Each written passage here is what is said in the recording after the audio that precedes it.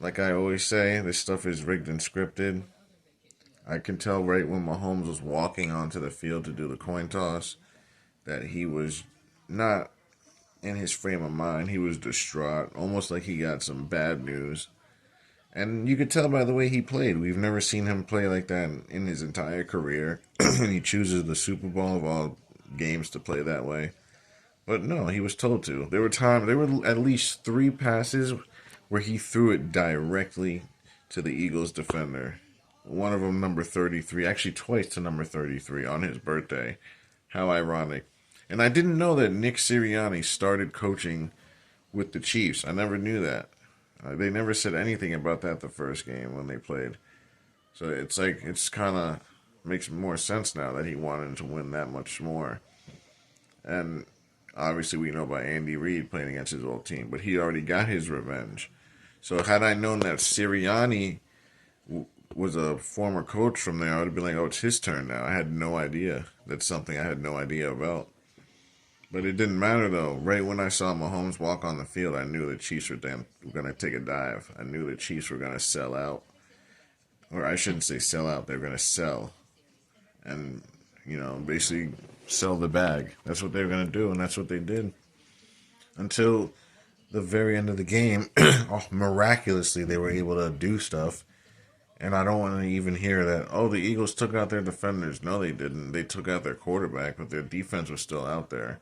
They just, let him do what he had to do. You know. But also at the same time, you could say Mahomes didn't have any time, but there were plenty of throws where he had a clean pocket and just still threw it to the other team or rushed it or just, whatever, looking like Desmond Ritter out there. It was pretty bad. But, he was told to do so.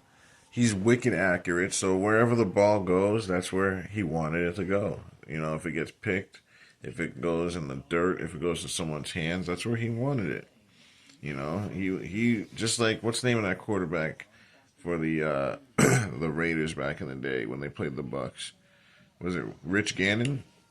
Rich Gannon had like 5 interceptions that game, and he was deadly accurate. He was one of the most accurate quarterbacks, and he was throwing it right to the other team that Super Bowl. He was told to lose, man. So it is what it is. I don't know how many times more that this guy will be in the Super Bowl, but if he's playing until his 40s, he's going to have another at least five more chances at this, I'd say.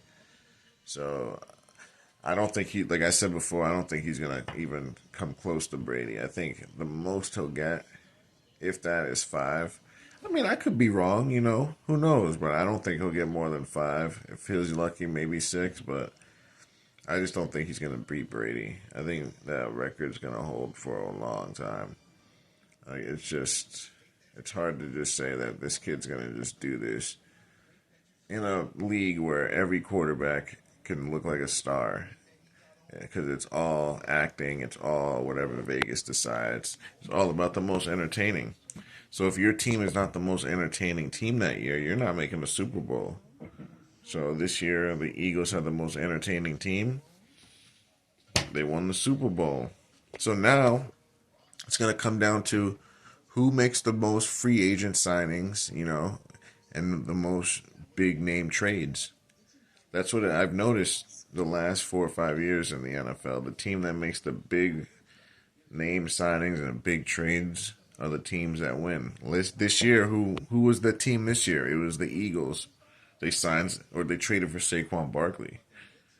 You know what I mean? And then they were able to sign a few sneaky good players, like that Braun guy and a few other guys. So when you got a team that's making moves like that, that's a team that's aggressive and poised to be in the Super Bowl at least.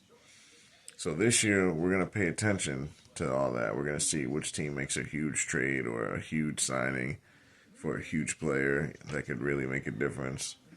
Because that's a team that the NFL is now bringing onto the scene. They did it with the Rams, they did it with the Bucks, then the Chiefs twice, right?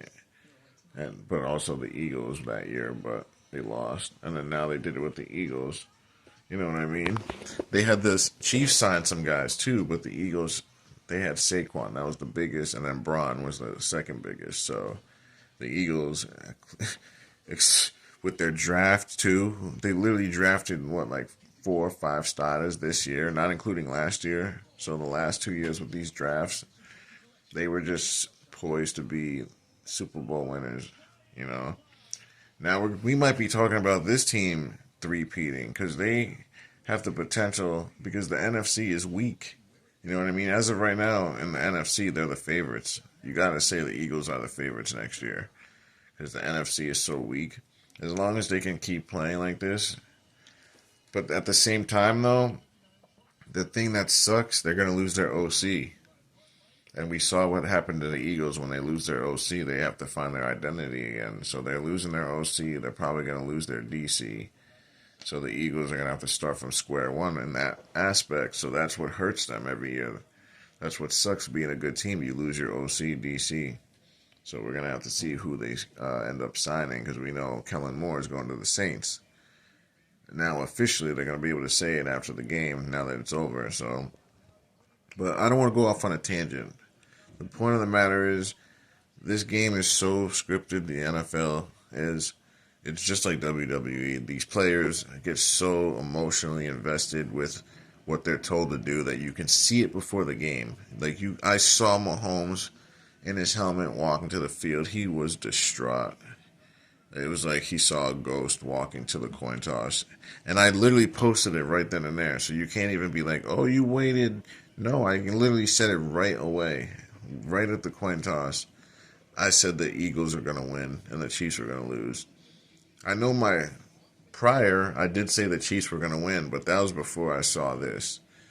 And then I had to quickly just switch that real quick and let you guys know, yeah, you got to go with the Eagles because Mahomes is going to definitely sell and he's definitely going to take a dive. So if you're betting on the Chiefs, you're going to lose a lot of money. So anyone that listened to that video when I told you Mahomes was looking like he saw a ghost at the coin toss, I hope you listened if you were betting. Because if you did, you got that in time and you were able to dodge a bullet because it got ugly like I said it would. But other than that, guys, stay tuned for the breakdown. We'll do that tomorrow at some point. Yeah, we'll do the breakdown tomorrow. Look for it sometime in the afternoon. We're going to go over all the bull. You know, because it was really fake. A lot of fakeness, a lot of bad tackling, letting things happen, throwing the ball to the other team.